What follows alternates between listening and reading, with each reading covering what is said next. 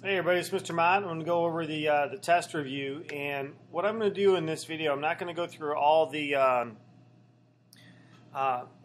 solutions kind of word for word there, but I just want to go kind of over the strategy. Okay, so by the way, this test review is very similar to the test in terms of the length of the test and also the type of problem. So it starts out with some sort of more simple one-step problems, and then gets a little bit more complicated. All right, so taking a look at the first problem here, we're going to convert atoms to moles. Okay, so you're going to go 5.00 times 10 to the 18th atoms. Okay, don't forget your units, and we're going to convert that to moles. Now, you'll notice that I set up my factor label method, and so even though if you realize this is a one-step problem, don't get to the situation where you say, well, maybe I'm going to multiply or am I going to divide here? I don't know. How you're going to know is by setting up the problem. So we know that then we're going to have atoms on the bottom and you're going to have moles on top, right? So these units go down here, these go here. Now, when you're dealing with atoms or molecules, you should remember that you're going to use that really, really big number, 6.02 times 10 to the 23rd. And you want to now think about whether that number should go on top or on the bottom. Okay? Number two is converting from grams into moles again. All right? So not much going on there. We know we're going to use molar mass anytime we're dealing with grams. Okay? That's just something to remember. Okay? Moving on. Let's go to number three. All right, so number three says if you have 100 grams of MgOH2 and an excess of HCl, how many grams of NgCl2 will you make? Of course, we have our equation up here. So the thing that kind of throws people off sometimes is when they see excess HCl. Well, we know we have two reactants here, HCl and MgOH2. Now, what we now know about limiting and excess reactants, it's that the limiting reactant determines how much product you can make. And so if HCl is our excess reactant, then MgOH2 is going to be our limiting reactant. So this determines how much product I can make. So essentially, you're going to set up a problem if you have 100 grams of MgOH2, okay, and you're going to ask how many grams of MgCl2 you're going to make, because that's what they're asking for right here. Okay, so that's your little bit of your strategy. Let me zoom out here. That's your explanation of that one. Okay. Okay.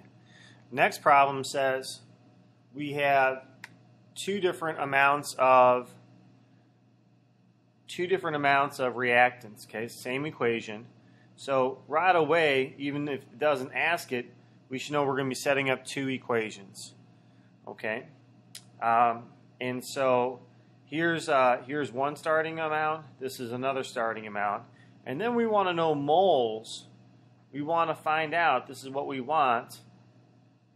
We want to know moles of MgCl2. So that's kind of nice that we're not going to grams because it saves us a step. Okay, so we know we're going to be setting up 50.6 grams of MgOH2, and we're going to convert, this will end up being a two-step problem, into moles of MgCl2. Your next equation is going to be 45.0 grams of HCl, and similarly we're solving for the same product. All right, so something that you want to keep in mind when you get these two numbers, it does say how many moles are we going to make, and you want to think about, are we going to make the bigger or the smaller amount? And then you're going to circle that answer, okay?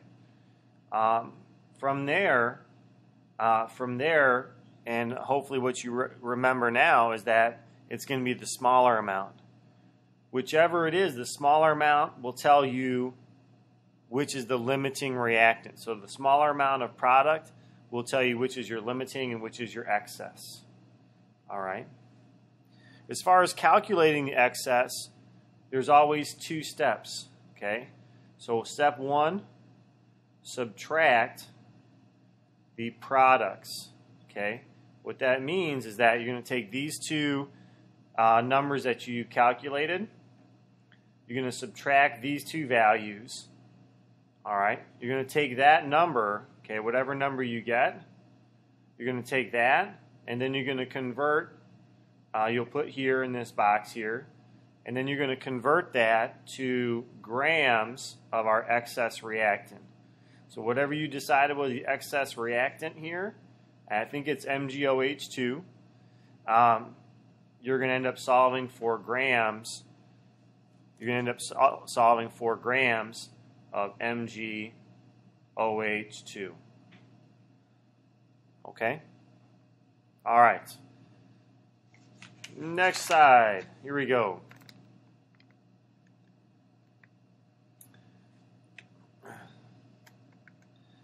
Okay, so we've got a reaction with glucose here. We're going to make you balance the equation. On the test, you're not going to have to. The test is hard enough without that.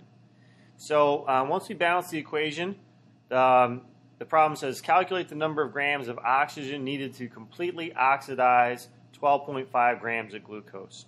So the glucose is this chemical here. You may not remember that from biology or anything like that. That's our glucose. And when they say to completely oxidize, they're just kind of saying that the glucose is going to react. It's sort of a specific way of saying it, but don't let it throw you off, okay?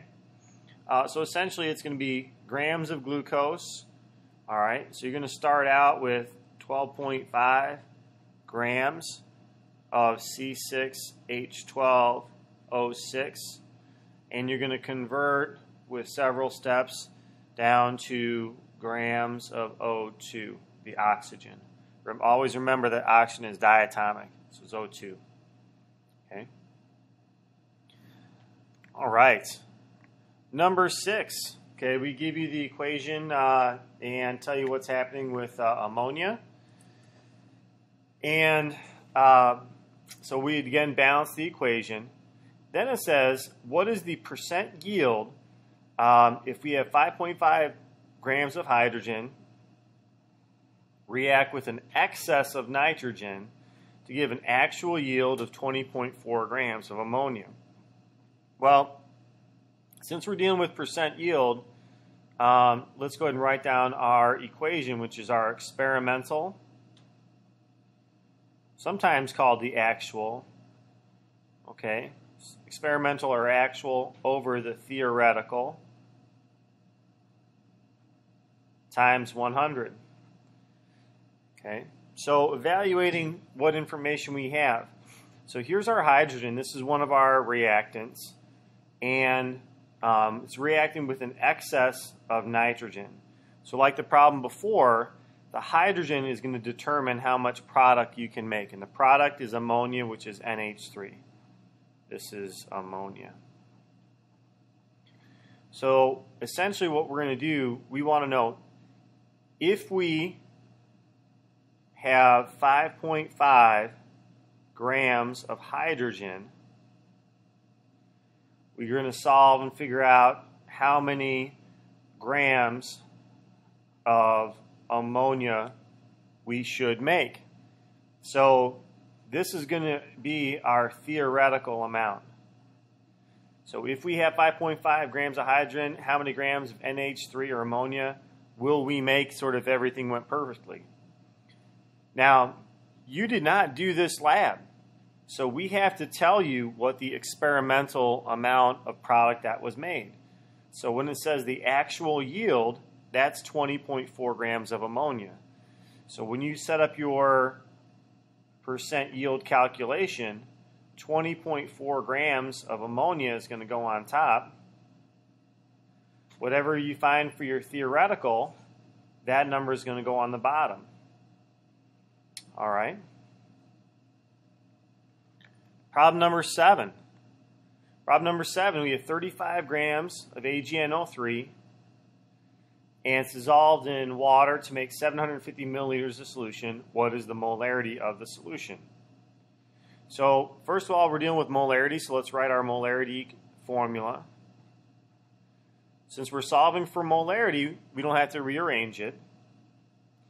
So, all right, so what information do we have? We have 35 grams, so I don't see anything about mass here, and I have 750 milliliters of solution. So first thing I'm going to do is I'm going to convert these milliliters into liters by moving my decimal place over 3. So it's going to be 0.75 liters. So I've got the liters. So now, to calculate ammonia, I need to find the moles. So think about it. Can we figure out if you have 35 grams of AgNO3, can we figure out the moles of AgNO3? Yeah, we sure can, right? We're going to end up using molar mass. This is going to be a simple grams to moles calculation. Once you find your moles, we can plug it in. Okay, once you find that number of moles, it's going to go there, and we're going to have 0.75 liters on the bottom. All right. Number 8, another problem involving molarity. So in order to make a 0.1 molar solution of PbNO3 with a 25 milliliter volumetric flask, how many grams should we be measured out? Okay, so I see this big M, that means molarity. Okay, so what information do we have? We have the molarity, 0.1 molar. And we have this, we're going to convert that to liters again. We're going to divide by 1,000, and so this is going to be 0.025 liters. You move your decimal place over 1, 2, 3 spaces. So we've got that. So by evaluating our formula, if we know molarity in liters, we can solve for, that's right, moles. So when I rearrange the equation for moles, okay, it should be moles equals molarity times liters. We plug in our numbers. Once we plug in our numbers, okay, we're going to get a number that's going to tell us how many moles we have.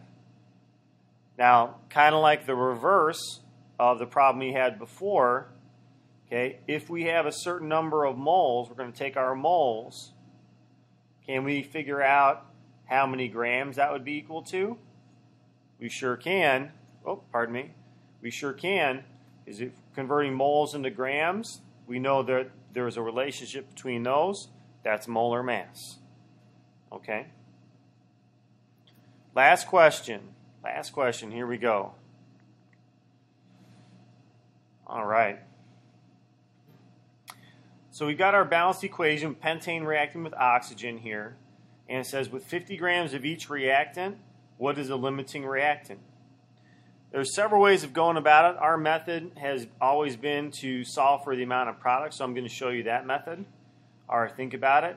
We have 50 grams of each reactant. So first of all, we want to remember these are our reactants.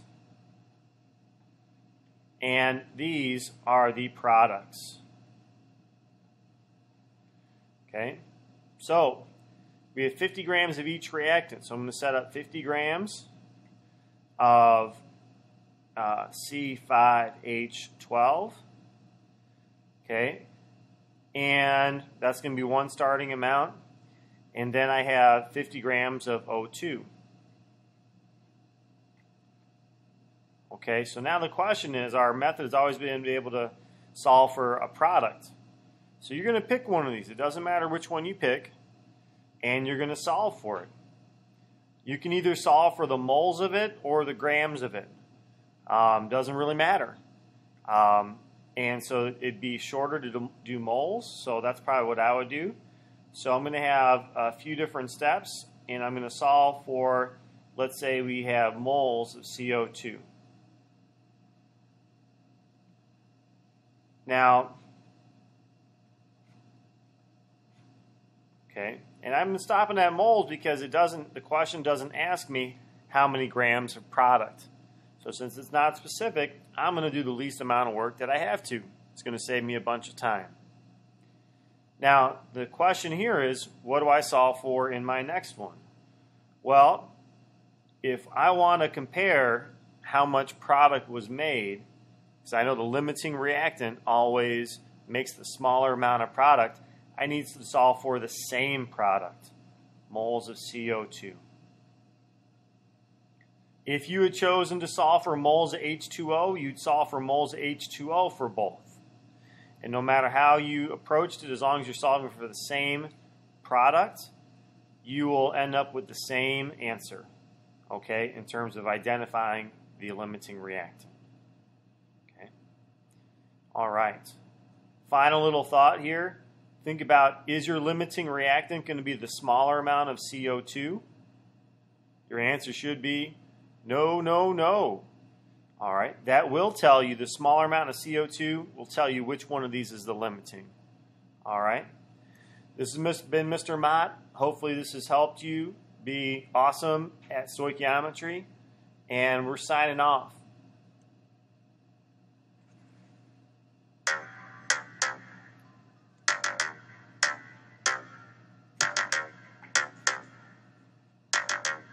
First things first, I'm the realist.